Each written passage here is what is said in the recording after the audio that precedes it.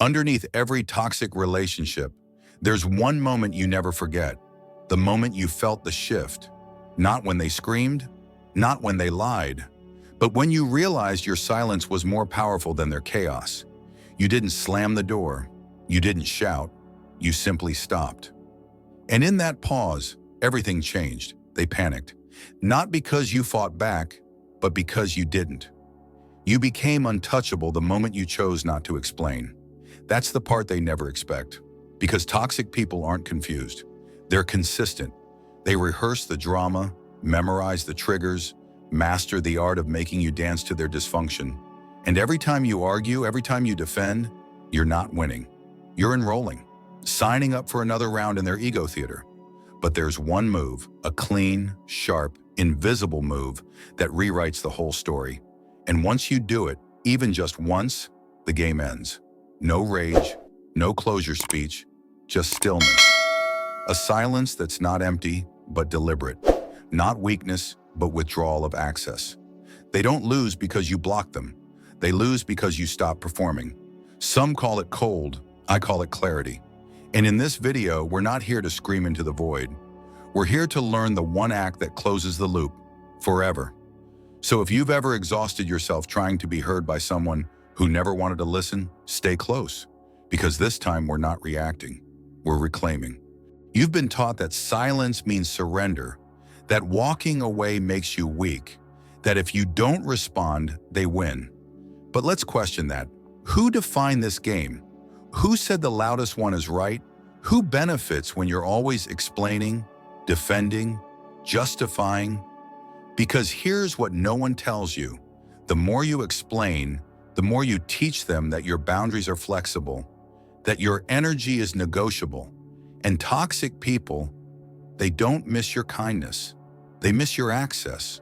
Every time you reply to their guilt texts, every time you try to make peace when they never intended it, you're not resolving the conflict.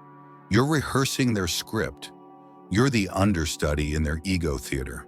They poke, you flinch, they question, you explain, and they've got you again.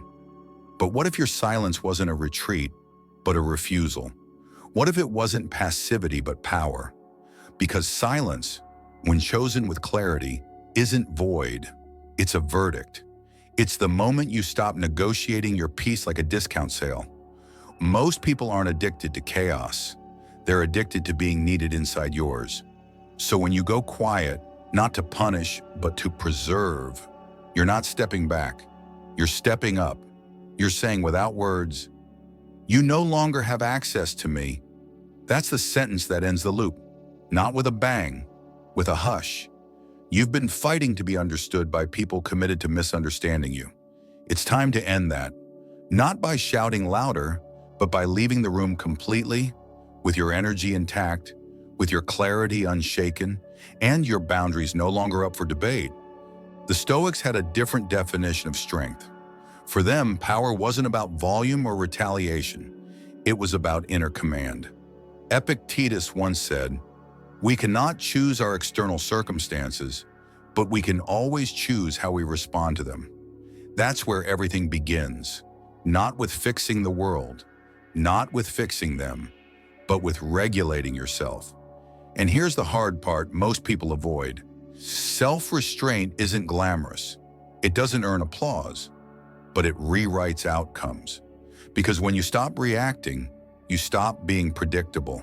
And to toxic people, predictability is power. They rely on your reactions the way a script relies on stage directions. Your anger is their spotlight. Your need to explain is their permission slip. But when you go still, when you delay the reply, lower your voice, leave their message unread, you shift the dynamic from chaos to clarity. The Stoics called it mastering the passions. Today we call it psychological sovereignty, the refusal to be moved by emotional bait. Imagine this. Someone insults you, hoping for an explosion, but instead they get silence. Not the kind laced with passive aggression, but the kind rooted in understanding. You've seen the game. You know the script.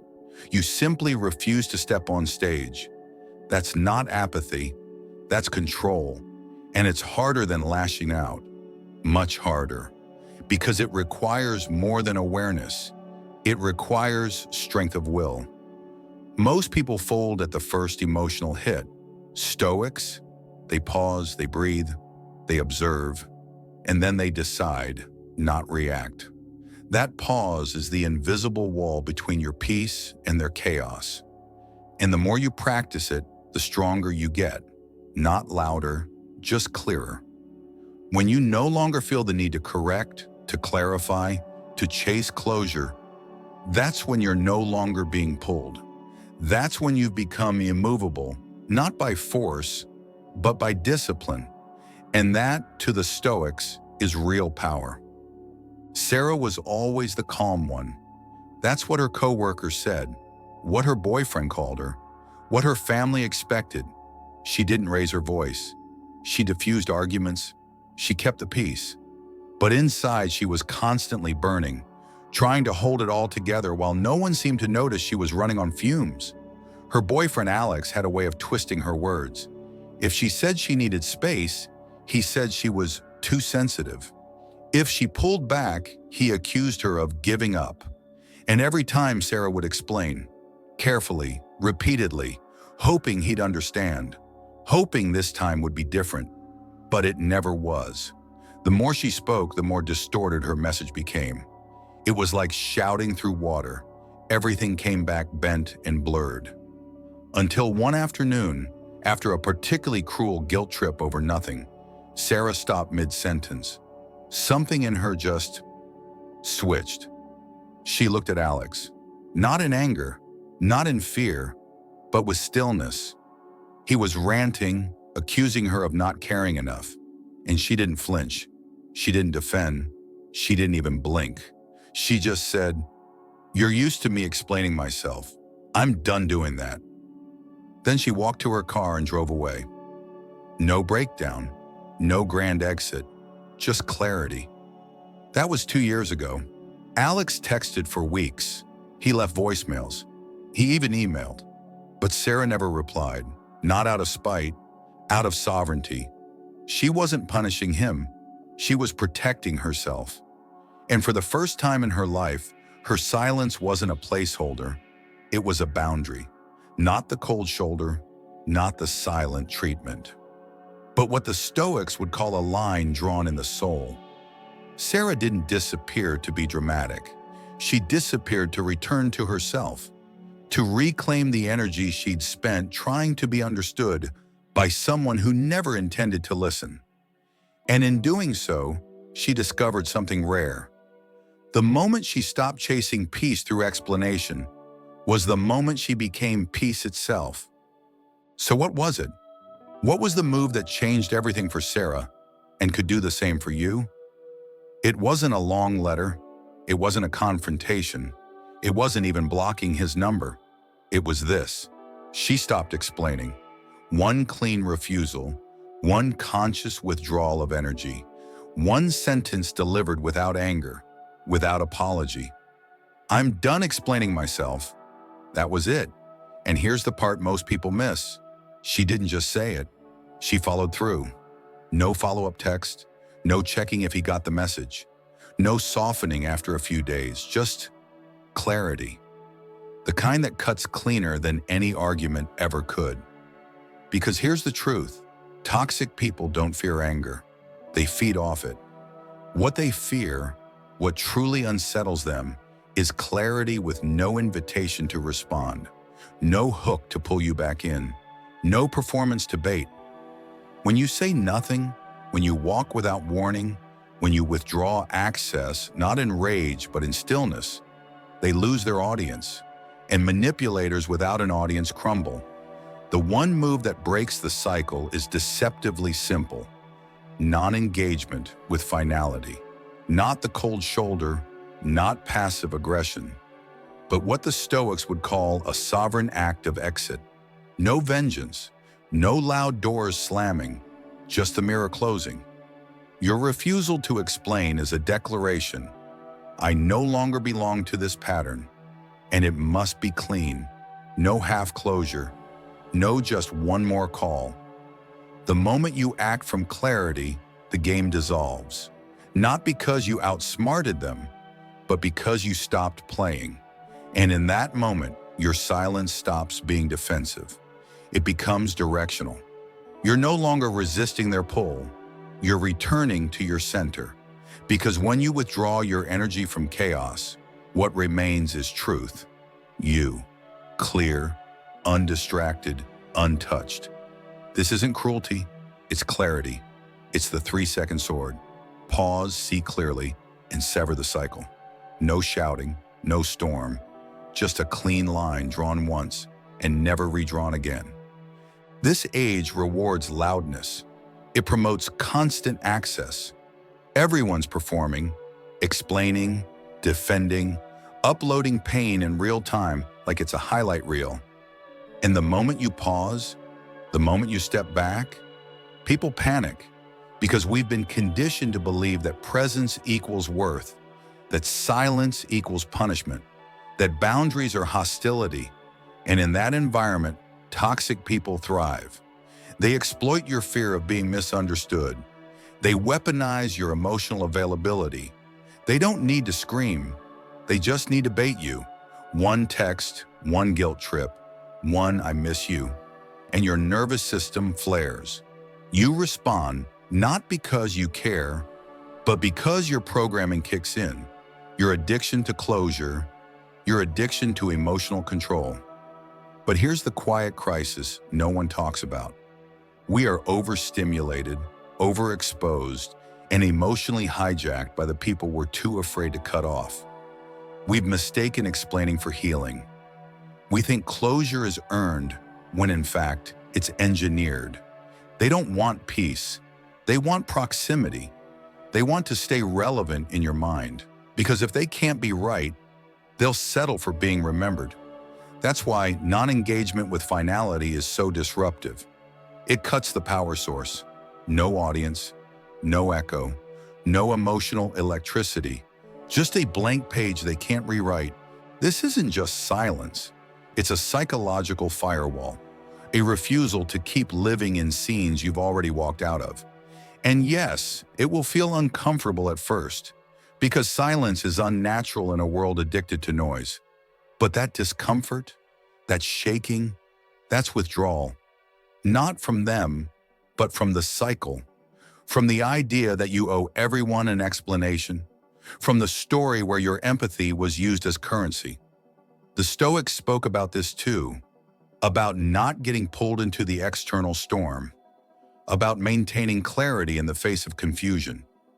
But Carl Jung added a layer, the concept of projection, that most of what others throw at you isn't about you at all. It's their own shadow they refuse to face. And the more you react, the more you absorb what was never yours. That's why one clean exit can feel like salvation. Because it is. It's the moment you stop performing damage control on someone else's chaos. The moment you recognize the problem wasn't them hurting you, it was you staying to explain it. In a world built to keep you accessible, the rarest power is disappearance. Not to escape, but to reset. To reclaim your mind, your time, your soul. And that's not abandonment. That's alignment. There's a silence that is passive, and there's a silence that is forged. One that comes not from fear, but from discipline. Not from shutting down, but from leveling up. You've spent enough of your life trying to be understood by people who benefit from misunderstanding you. You've offered explanations like apologies. You've reopened doors just to prove you weren't the villain. And for what? To earn clarity from someone committed to confusion? That's not kindness. That's self-abandonment dressed as compassion. The Stoics had a different path. They didn't speak of silence as avoidance, but as precision. The power to discern when a battle is designed not to be won, but to drain. That's where wisdom begins. Not with retaliation, but restraint. Because the highest form of power is not control over others. It's command over yourself. And that's what the one move is really about. not walking away to punish, but walking back to your center, choosing stillness, not as silence but as alignment, a line you no longer let others cross, a door you no longer hold open with your need to be liked. They may call it cold. Let them. They may call it ego. Let them. But when the story ends and the noise fades, only one question remains. Do you respect the version of you who stayed silent when provoked? Who didn't chase what fractured? Who let the broken stay broken? Because that's not weakness. That's clarity with boundaries. That's stillness with intention. That's choosing peace without asking permission. You don't need their approval to reclaim your energy. You need your own permission. And once you give it, something strange happens. You stop looking back. You stop rehearsing the pain. You stop imagining better endings for people who never change the script. And you start living, not on alert, not with tension, but with sovereignty. The kind of inner order that doesn't beg to be seen. It just is. And that's where all your power has been waiting. Not in explaining, not in reacting, but in remembering who you are when you're no longer performing. That's what they can't touch. That's what they can't follow. Because once you choose clarity over chaos, you don't return to noise. You rise from it. You don't need a speech to walk away. You don't need a final argument to validate your exit. Sometimes the most powerful thing you'll ever say is nothing.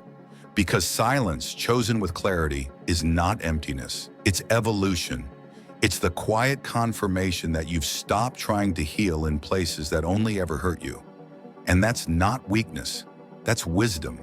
You've tried explaining. You've tried being patient. You've tried soft exits, slow fades, second chances. But there comes a moment when you outgrow the apology, when your peace no longer negotiates with chaos, when your silence becomes your legacy. And this is that moment. So here's what I want you to do. Think of the one conversation you keep replaying in your head, the one where you wish you had said less, walked sooner, or simply said nothing at all. Now imagine if that moment had been your exit, not with noise, but with clarity. Would things have gotten worse, or would you have gotten free? If that hits something real, drop it in the comments. Share the sentence you never got to say, or the one you finally did. Tell us what your version of "I'm done explaining" sounds like. And if you're ready to let your quiet speak for you, comment "clarity over chaos" below. Because sometimes the most life-changing thing you'll ever do is nothing dramatic. Just one clean boundary, drawn once and never redrawn again. One move, one silence, and suddenly they never come back. Not because you pushed them away, but because you disappeared from the place they used to find control. This is where it ends and where your peace begins.